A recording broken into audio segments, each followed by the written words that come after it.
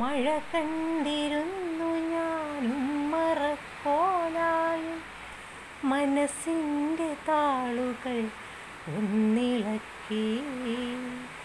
മണ്ണിൻ്റെ ഗന്ധവും മഴയുടെ ശബ്ദവും മാനത്തു നിന്നുള്ള അമൃതേത്തുമാ. താലം പിടിക്കുവാനെത്തുന്ന മിന്നലും കാറ്റിൻ്റെ ഹുങ്കാര ശബ്ദത്തിനൊപ്പമായി